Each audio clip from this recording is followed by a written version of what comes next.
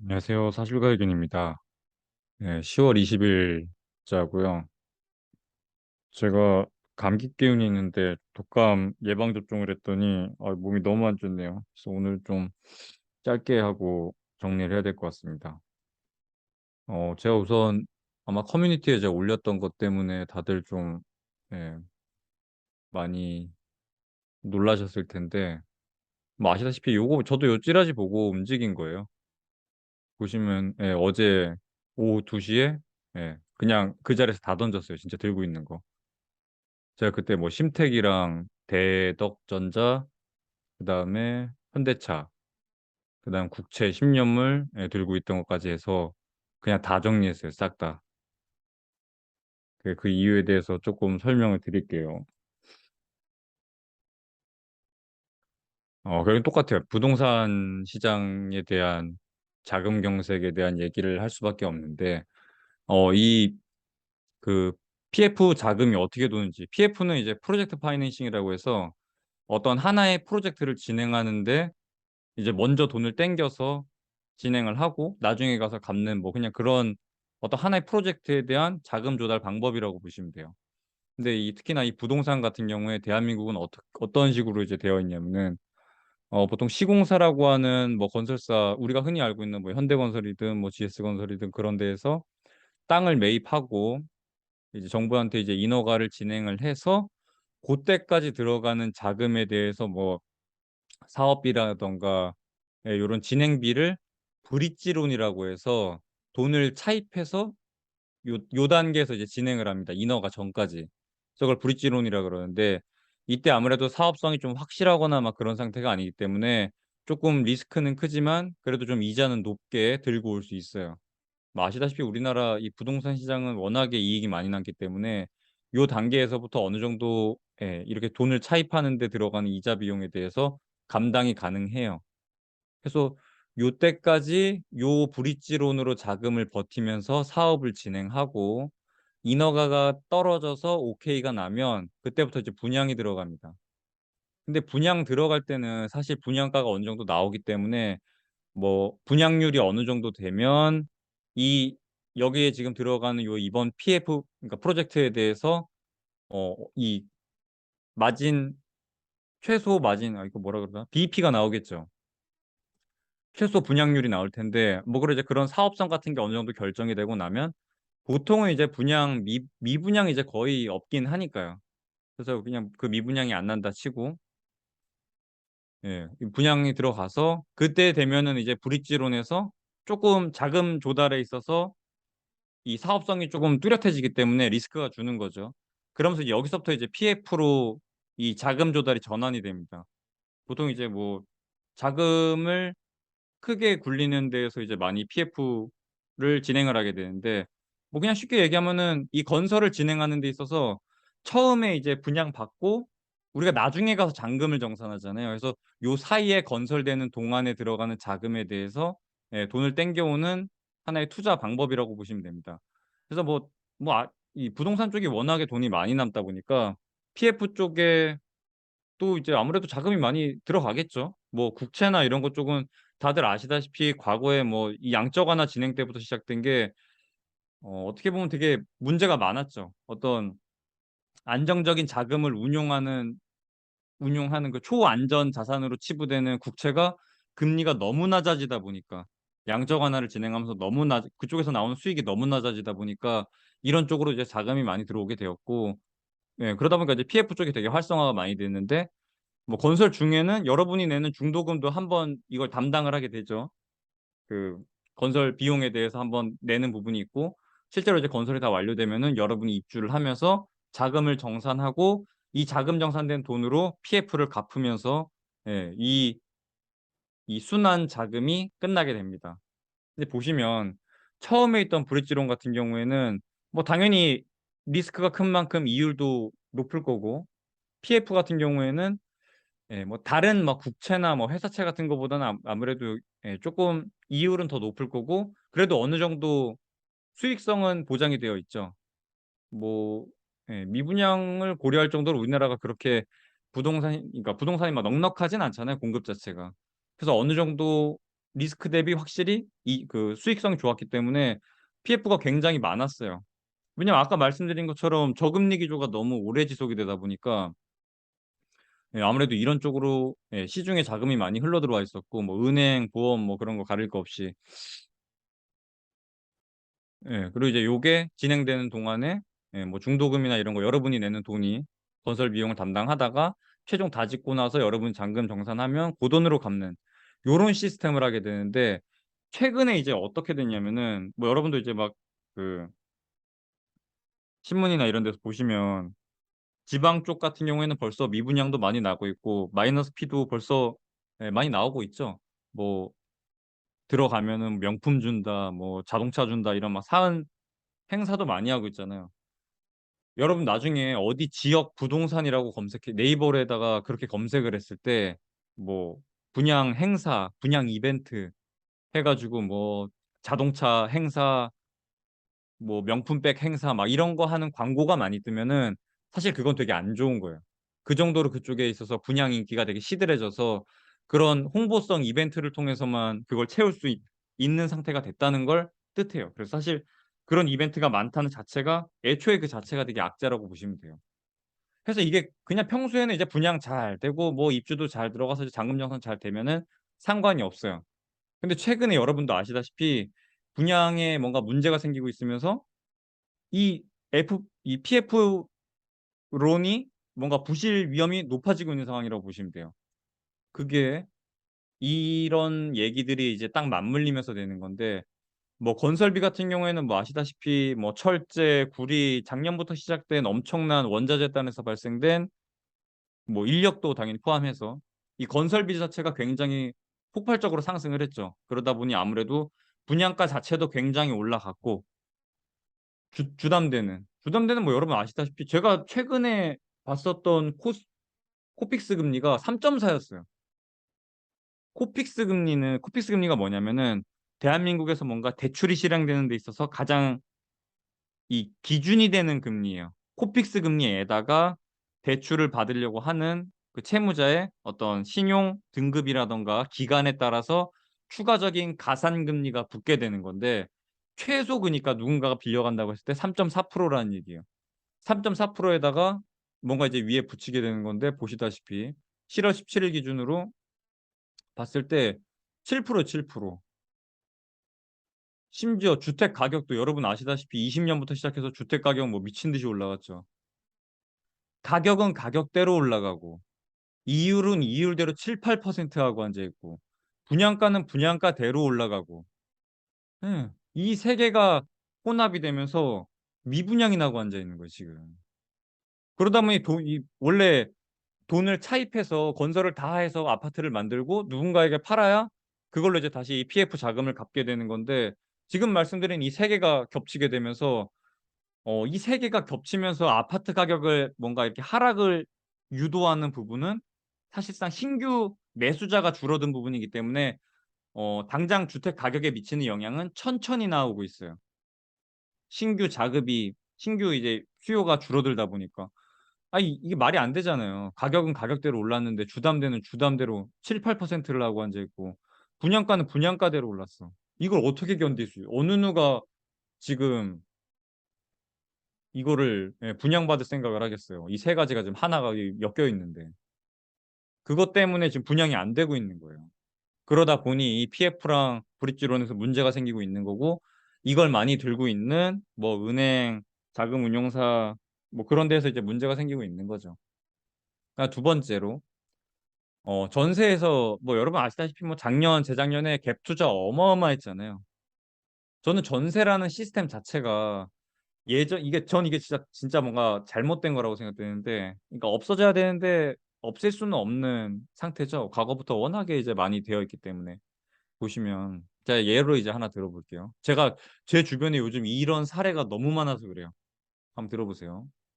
집값이 4억 이었는데 전세 3억 갭 투자로 해서 내 돈 1억 으로 저 이런 비율 몰라요. 뭐 LTV가 뭐 어쩌고 그냥 이 뭐 정확한 막 뭐 비율 이런 거는 보지 마시고 예를 들어 드리는 거니까 그냥 한번 보시면 돼요. 집값이 4억 인데 전세 3억 짜리 세입자 끼고 내 돈 1억 으로 들어가서 4억짜리 집을 삽니다. 그럼 집값이 4억이에요. 이게 이제 그냥 20년대 초라고 보면 되고. 근데 뭐 여러분 아시다시피 집값이 폭등하면서 집값이 6억이 됐어. 그 전세가 이제 5억이 됐다고 쳐봅시다. 그럼 이 중간에 내가 매수하고 나서 내 돈 꼴락 1억 넣어서 전세 세입자 이제 갭 투자 3억짜리로 들어간 건데 전세가 5억이 됐어, 중간에. 왜냐하면 지금 우리 생각해 보면은 코로나 시기가 2년이 넘었어요, 지금 벌써. 20년 초부터 시작했으니까 지금 22년 말이잖아요. 예, 그럼 중간에 좀 한 번씩 갱신이 들어왔을 텐데, 예, 전세가 2억이 올라가면은 이 2억이 전세를 2억 공짜로 올려받게 되면서 이 2억이 이 갭 투자를 했던 사람한테 그냥 당장 떨어진 거예요, 2억이. 전세금 올려받은 만큼 현금이 뚝 떨어졌어요. 그럼 이 2억 가지고 뭐 하긴 해야 될 거 아니에요. 근데 중간에 제가 아까도 말씀드렸지만은 보통 이 이자 자체가 너무 낮다 보니까 여러분 진짜 몇 달 전만 해도 뭐 시골이니까 연초만 해도 사실 우리 뭐 금리 3% 나온다고 하면 막 대박이라 그랬잖아요. 기억하시죠? 금리 3%면 예금 금리 3%면 어마어마한 거였어요. 근데 애초에 연초에 10년물 금리가 1점 몇 %였어요, 여러분. 그럼 이 2억을 어디다 넣어야겠어요, 도대체? 제가 알고 있는 제 주변 사람들은 보통 주식에 넣었어요. 왜냐하면 연초에 아시다시피 삼성전자가 개박살 났기 때문에 연초에도 한번 이 쭉 빠지는 어마어마한 하락장이 한번 나왔잖아요. 뭐 주식이 아니더라도 뭐 채권이 됐든 뭐 어디다 투자를 했든 이 돈을 온전히 들고 있는 사람이 없어요, 제 주변에. 만약에 이 2억을 삼성전자에 투자했다가 이제 반토막 나서 깨먹었다고 쳐봅시다. 1억이 됐어. 뺄 수 있어, 그거? 못 빼죠. 물렸잖아. 50% 물렸잖아. 아니 뭐 30%가 물렸어도 삼성전자인데. 못 빼죠, 그거. 근데 다시 집값이 4억으로 돌아왔어, 만약에. 빠져 가지고. 지금 여기 보시면 저 오른쪽 상단에다가 넣은 게 집값 하락률이 이러고 나오고 있는 거 아니에요, 지금. 하락하고 있는 폭 자체도 증가하고 있어요. 점점 넓어지고 있죠. 기울기가 가파르게 하락하고 있잖아요. 그러니까 이게 절대 지방 같은 데서는 뭐 제가 예로 들었지만은 진짜 이런 집들이 있어요. 그 집값이 상승했던 부분을 고대로 반납하고 났을 때 어떤 상황이 발생되냐면 내가 전세금 올려받았던 그 2억이 버스트된 상황이 나올 수도 있는 거예요, 어딘가 물려 있거나. 근데 실제로 제 주변에 이런 사례가 되게 많아요. 그럼 이거 어떻게 됐겠어요? 깡통이죠, 완전. 잠시만요.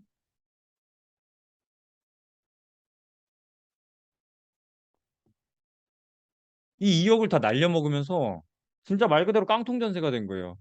이 중간에 지금 코로나 시기 이 3년 동안에 한 번 올려받았던 저 전세금을 올려받았던 저 돈이 온전히 고스란히 들고 있는 사람들이 없어요. 왜냐면 옛날 같으면 그냥 이거를 올려받은 전세금을 그냥 어디 뭐 은행에다 넣어 놨겠죠. 원래 전세가 어떻게 탄생한 거냐면은 우리나라가 옛날에 진짜 개도국일 때, 신흥국일 때 예금 금리가 막 10몇 프로 하던 때가 있었어요. 저 응답하라 보시면은 성동일 씨가 한번 말하는 것 중에 어 그 "그 돈이면 누가 요즘 은행에다 넣냐고. 은행에 넣어봤자 15%밖에 이자 안 주는데 그거 어디다 넣냐고." 그때나 이 전세라는 게 가능했던 거예요. 큰 돈을 은행에다 넣으면 나오는 그 이자가 그 이율이 나오는 게 월세만큼이 돼서 월세를 하나 그냥 그 큰돈 전세금을 받아서 은행에 넣어두나 그게 똔똔했거든요, 옛날에는. 그때는 이제 전세가 가능했는데 지금처럼 이 초저금리에 들어온 이 시기에는 전세금으로 받은 돈을 어디다 투자를 해야 되는 상황이 된 거예요. 단순히 그냥 예금에 이제 은행에다 넣어 놓는 걸로는 안 되고 어딘가 투자해야 되는데 최근에 이거 다 깨먹었죠. 중간에 이 전세금 올려받은 사람들 상당히 많았을 거예요. 근데 그 올려받은 돈을 뭐 어디다 굴리긴 굴렸어야 될 텐데 예, 쉽지 않았죠. 어디다 투자를 했어도. 최근에 이 한 1년 동안의 투자 시장을 생각해 보시면 어디다 투자를 했어도 이 2억을 온전히 굴렸을 리가 없어요. 어지간하면 깨먹었다고. 주식이든 채권이든 이렇게까지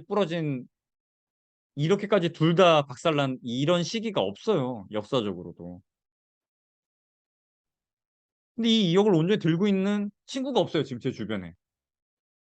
그뭐 당장이야 지금 이 올려받았던 2억에 대해서 뭐 추궁이 들어오지는 않은 상태니까 이 전세입자가 아직은 5억 내고 살고 있겠죠. 근데 얘가 만약에 집값이 빠지고 나서 나간다고 한다면 집값 빠지는 거 아직도 안 믿는 사람이 있진 않겠죠. 집값은 그냥 당연히 빠지는 거예요. 채권, 금, 비트코인, 주식 다 빠졌는데 부동산 혼자 천천히 빠질 뿐인 거지. 아까 말씀드린 대로 신규 매수가 나타날 수가 없어요, 지금은. 가격은 가격대로 높고 주담대는 7, 8%인데 이걸 어떻게 버텨? 그러니까 새로운 매수자가 나타나지 않아서 거래량은 줄 뿐인 거고 점차 가격은 내려갈 수밖에 없어요. 근데 내려가면은 이런 부작용이 나와요. 근데 제 주변에 요즘 이런 얘기하고 있는 친구가 너무 많아요. 그리고 제가 이번에 곧버스 들어가게 된 이유가 있어요. 이건 진짜 되게 긴 스토리예요. 제가 갑자기 딱 들어간 게 아니라 진짜 긴 이야기예요.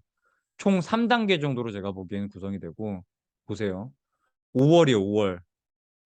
5월에 누가 이런 글을 올렸어요. 근데 이거 증권사였어요, 누가. 증권사에 있는 친구가 돈 있으면 채권 하세요.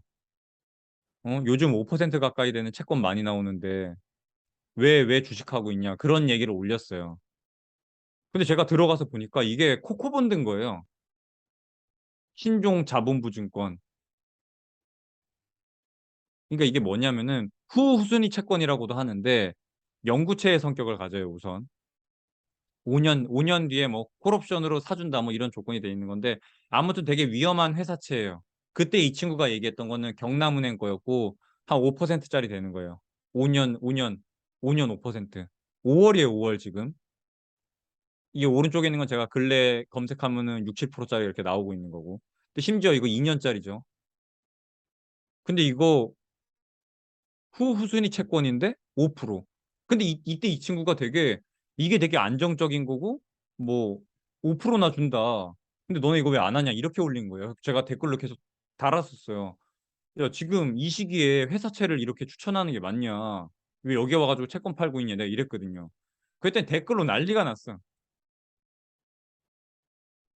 아니 가치관이 달라서 누구는 그냥 안정적인 거에다 5%씩 먹을 수 있는 거 아니냐? 네가 뭔데 와가지고 어? 이게 이상하다 막 그런 얘기 하고 있냐. 저한테 막 난리가 난 거예요. 아니 근데 그 말을 하려고 하는 게 아니라 앞으로 금리는 인상이 될 거고 경기는 안 좋아질 텐데 왜 지금 굳이 회사채 5년짜리를 얘가 지금 추천을 하고 있냐. 그랬더니 또 사람들이 또 난리가 났어. 그럼 가치관의 차이래. 아니 이거 완전 경남은행이 어떻게 망하냐고. 경남은행 망하면 우리나라 망하는 거 아니냐고. 이렇게 안정적인 거 5% 이율 먹는 건데 이건 가치관이 다른 거다. 근데 나는 그러니까 만기까지 들고 가면 괜찮대. 아니다. 이거 영구채고 만기 없다. 물론 콜옵션이랑 조건이 달려 있고 보통의 경우에는 이행되는 게 국룰이긴 하지만 모른다. 진짜 세상 어떻게 될지도 모르는 거고 제가 그런 얘기 계속 했거든요. 사람들이 자꾸 저보고 뭐라 그랬었고 그래서 제가 이때 한참 채권 공부하고 있던 때여가지고 이 NH 투자 증권에서 하는 어떤 웨비나를 하나 제가 들어갔었어요. 채권 웨비나를 제가 들어가서 확인을 했었는데 그때 여기 채권 팀장이 나와가지고 뭐 앞으로 경기가 안 좋아질 거니까 국채를 사야 되고 뭐 이런 얘기를 하고 앉아 있는 거예요. 그러니까 얘는 여기서 지금 채권 팔라고 이러고 앉아 있는 거고 이 코코본드 팔려고 앉아 있는 거고 정작 자기네 팀장이 나와서 하는 웨비나에서는 앞으로 경기 안 좋아질 거고 어 국채를 사야 된다 이런 얘기를 하고 앉아 있는 거예요. 근데 이 피아 식별도 못하고 저한테 와가지고 다른 놈들이 와가지고 댓글로 하도 물어뜯어가지고 제가 이때부터 약간 블라인드에 진짜 학을 떼고 있었어 제가. 봐봐요. 근데 제가 이때부터 느꼈던 게 뭐냐면 언제부턴가 채권을 개인들한테 넘기려고 그러니까 만기까지 들고 가면은 뭐 상관없어. 아니 뭐 그래 오케이. 뭐 진짜 국채 뭐 1년물, 2년물 막 이런 거 만기까지 들고 가면 상관없는 거 오케이. 뭐 중간에 막 금리 올라가는 거 이런 거 우리 아버지 같은 경우에도 신경 잘 안 쓰니까 오케이. 뭔지 알겠어. 근데 제가 이때부터 좀 이상했어요. 왜 이걸 자꾸 개인들한테 넘기려고 온갖 막 별 난리가 났어. 이게 5월이에요, 5월. 그다음 이거 제가 요즘에 저희 아버지한테 추천하려고 장외 채권 시장에서 국채를 찾고 있었어요. 표면 금리는 낮으면서 할인율 높은 걸로. 뭐 아시다시피 잘 나오죠. 진짜 이 이율이. 근데 근래에 들어서 한 몇 달 동안에 그러니까 한 달 내외로 아니 이 금융채가 미친 듯이 쏟아지는 거야. 5% 4%짜리가 막 쏟아졌고 심지어 근 1주 동안에는 한 1주? 2주 정도 안에 막 6%짜리가 막 나오기 시작하는 거예요. 이거 봐요. 저위험. 신용등급 A 마이너. 그러니까 투기 등급이 아닌데 6.8%라니까? 이상한 거예요. 막 아니 금융채가 이게 막 이렇게 많지 않았거든요. 몇 달 전까지만 해도. 많지 않았는데 이게 막 미친 듯이 쏟아져. 심지어 이건 제가 받은 그 증권사에서 받은 이거 문자예요. 제가 한번 예전에 강의에서도 한번 제가 말씀드린 적이 있는데 매월 이자가 지급된다. 그러니까 1개월 2표채 4.5%. 그러니까 이 채권이 예전에는 막 억 단위로만 판매되다 보니까 개인들이 접근하기가 어려웠는데 어 개인이 사기에도 쉽게끔 또 뭔가 이렇게 유혹하기 좋게끔 1개월 2표채인 거를 저위험 상품이라고 해서 4.5% 되게 매력적이잖아요. 개인이 살 수 있게끔. 심지어 쪼개 팔기로 해 가지고 뭐 억 단위 뭐 1,000만 원 단위 막 이게 아니라 이걸 완전 가로로 만들어 가지고 개인들이 얼마든지 쉽게 살 수 있게끔 이렇게 홍보를 하고 앉아 있는 거예요. 제가 이거 받았을 때도 '아 이상하다. 이거 자꾸 개인들한테 채권 넘기려 그런다.' 이걸 제가 되게 기억을 하고 있었어요. 근데 클라이막스는 제가 어제 이제 엊그제 나왔나 이게? 롯데건설 2,000억 증자가? 예 19일 9시에 나왔네요. 2,000억 증자가 발표가 됐어. 롯데건설을 의 대지주가 이제 롯데케미칼이 많이 들고 있고 그러니까 아버지 회사죠. 아버지 회사가 롯데케미칼이고 롯데케미칼의 아버지 회사가 롯데지주예요. 근데 보세요. 롯데지주가 롯데건설의 그러니까 할아버지 회사인데 얘가 2,000억 꼴랑 2,000억 규모 증자한다고 해 가지고 롯데지주가 한 8-9%가 빠졌어요. 하루 만에. 이상하잖아. 얘가 2,000억 증자하는데 왜 할아버지 회사가 이 9%가 빠지고 앉아 있어. 이때부터 쎄했어. 그러다가 이제 아까 제가 보여드린 그 찌라시를 받은 거예요, 제가. 그러니까 진짜 과거부터 이게 이상했던 거예요, 저는. 5 월부터 시작돼서 아니 왜 얘가 이 블라인드까지 와 가지고 이 코코본드 후순위 채권을 팔고 앉아 있지? 이때부터 이상했는데 그 뒤로도 이제 계속 막 채권 많이 팔고 있었죠. 증권사가 채권을 개인한테 넘기려고 막 뭐 쪼개기 팔기는 물론이고 뭐 장외시장 설명하는 거 유튜브나 뭐 어디 증권 방송에 나와 가지고 뭐 "채권을 사야 됩니다." 막 이런 거 하는 거 예 그런 게 되게 많이 활성화되고 있었어요. 그리고 최근에 제가 받았던 이 문자 보시면 1 개월 이표채로 1 개월마다 이자 지급이 되는 채권 홍보하고 앉아 있고 그러더니 최근에 금융채가 미친 듯이 쏟아지고 있었고 그러다가 이제 어제 대망의 롯데건설에서 제가 PF 쪽에서 분명히 문제가 있는 걸 인식을 하고 있었어요. 되게 오랜 기간 동안 제가 한두 번 말한 게 아니에요. 이 긴 기간 동안에. PF 쪽이 좀 자금이 좀 이상하다 했었는데 예 건설에서 지금 딱 터졌고 그러니까 제가 이걸 이 롯데지주가 8-9% 빠진 걸 보고 제가 뭘 생각한 거였냐면은 '아 이게 롯데건설에서 지금 2,000억 유증 때리는 게 어 제가 이거 다 가리긴 가렸는데 이 중에 롯데캐피탈에서 뭔가 보면 키움캐피탈 있죠. 롯데캐피탈에서 한참 고금리로 이거를 채권을 발행하고 있었어요. 제가 그걸 매일매일 확인하고 있었거든요. 저는 그냥 이 표면금리가 낮은 거 아버지 세금 좀 절세하려고 표면금리 낮은 국채채권지 했었는데 제가 증권사별로 맨날 찾고 있었어요 이거를.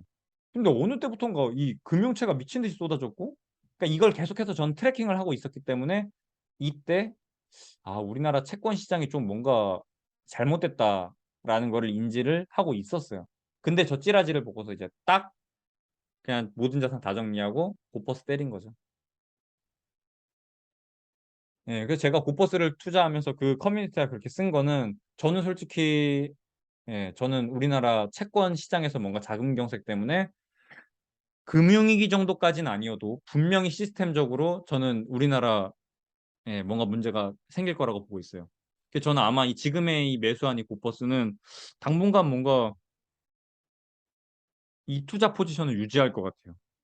저는 진짜 우리나라 진짜 안 좋게 보고 있어요. 그냥 이거 진짜 그냥 스테이할 거예요. 심지어 저 진짜 좀 많이 들어갔는데 예 그러니까 제가 이걸 갑작스럽게 내린 게 아니라 그 찌라시 하나 보고선 부황부황해 가지고 이걸 결정을 한 게 아니라 이렇게 긴 시간 동안에 채권 시장을 들여다보고 있었는데 이 채권을 많이 들고 있는 이 친구들이 이거 하는 거 보고선 내린 결정이었던 거예요. 이거 보고. 건설 쪽에서 뭔가 문제가 생겼구나, 자금 쪽에서. 우리 회사가 그래도 이 롯데케미칼이 아무리 그래도 우리 회사 현금 진짜 많아요. 현금 되게 많아요, 진짜. 그러니까 투자를 그렇게 안 하다가 요즘에 이제 막 일진 머티리얼 사고 막 그랬던 건데 이 현금 부자예요, 롯데는 전형적으로. 전형적인 진짜 현금을 많이 쌓아두는 그런 거예요. 공격적인 투자는 진짜 못하고. 근데 이게 8~9% 빠지는 거 보고 이게 뭔가 이 시장에서 이 롯데건설 2천억 유증 때리는 거를 단순히 그냥 어느 회사가 유증을 하는구나가 아니라 그거보다 조금 더 크게 문제를 크게 보고 있구나라는 거를 요 롯데지주가 이 개박살 나는 걸 보고선 저는 봤던 거고 그래서 당분간은 건들지 않을 거예요. 요거는 제가 다음 편 제가 오늘 진짜 몸이 너무 안 좋아 가지고 다음 편 금리를 올리면서 생기는 이제 부작용들이 있는데 그중에 이 금리가 미친 듯이 올라가다 보니까 보유하고 있던 여기 제가 위에 있는 은행, 증권사, 보험사, 연기금, 중앙은행 전부 다 동일한 특징을 갖는데 다 안전자산을 초안전자산을 일부 포트폴리오 안에 일부가 아니지 굉장히 많은 비중을 차지하게 보유를 하는 이 보유하는 기관들이에요. 근데 이렇게 금리가 튀어 올라가면서 듀레이션이 10년 한 뭐 9년 정도 되겠네. 9년 정도 되는 게 금리가 이렇게 폭등을 하면은 보유하고 있던 채권들의 손실이 어마어마할 거예요. 그로 인해서 발생되는 어마어마한 지금 부작용들이 나오고 있는 건데 이건 제가 뭐 내일이나 내일 모레쯤 해 가지고 그걸 할게요. 제가 오늘은 진짜 몸이 너무 안 좋아 가지고. 근데 여러분이 너무 궁금해할 것 같아서 얘가 갑자기 왜 이랬나. 뭐 요렇게 진행이 된 건데 뭐 이것뿐만이 아니라 영국 쪽에 저 물가가 너무 안 좋게 나오면서 이날 영국 CPI가 발표가 됐었죠. 영국이 이제 10%가 넘는 CPI가 발표되는 것도 있었고 영국 쪽에서 에너지 가격 상한을 두고 있었는데 그게 10월 월부턴가 풀리는 걸로 예정이 되어 있었어요. 그럼 이제 금리가 올라가는 거는 여기저기 금리가 다 올라가는 거는 너무나 자명한 상태였고 미국 쪽에서도 아니나 다를까 금리가 올라갔고 근데 우리나라는 내부적으로 자금 조달에 문제가 생기면서 이렇게 채권 시장에 이유를 이만큼이나 줘야 자금 조달이 가능한 상황이 됐고 보세요. 이게 무슨 말이냐면은 채권 금리가 이렇게 올라갔다는 거는 대한민국에서 채권 트레이더가 뭐 1,000명도 안 돼요. 막 몇백 명 정도로 많지 않아요. 보통은 이제 채권이라는 거는 좀 안전자산으로 치부가 되기 때문에 트레이더가 많지가 않아요. 근데 걔네가 이 자산이 박살나는 와중에 계속해서 이제 물타기를 했을 텐데 예. 요즘 이렇게 채권 금리가 나오고 있는 걸 보면은 장외 채권에 보면은 더 이상 채권 매수할 매수세가 없다고 보여져요, 제가 보기에는. 진짜 말 그대로 자금 경색. 더 이상 매수할 주체가 없어요. 돈 자체가 없어, 채권 시장에. 그로 인해서 저는 분명히 뭔가 문제가 크게 생길 거라고 보고 있고 은행, 증권사, 보험사, 연기금 이쪽에서 뭔가 큰 문제가 생길 것 같아요. 근데 이거 좀 자세한 거는 다음 시간에 좀 똑바로 정리를 해서 말씀을 드릴게요. 제가 이것도 지금 PPT 만들다가 그냥 여기서 좀 못할 것 같아서 그냥 정리를 한 거예요. 그래서 매수했던 이유는 요렇고 다 정리한 것도 이렇고. 우리나라 국내 채권 시장에서 진짜 어마어마한 금리를 주지 않고서는 자금 조달이 어려운 상황이 되지 않을까 싶어서 채권 포함해서 다 정리했던 거예요. 그러고 그냥 곧버스 때려박고 이거 당분간 그냥 무조건 홀딩이에요. 네, 오늘 여기까지 하겠습니다. 다음에 제가 좀 똑바로 해서 좀 들고 올게요. 저 금리로 올라가면서 생기는 부작용에 대해서 말씀을 드려보겠습니다. 오늘 여기까지 할게요. 빠잉.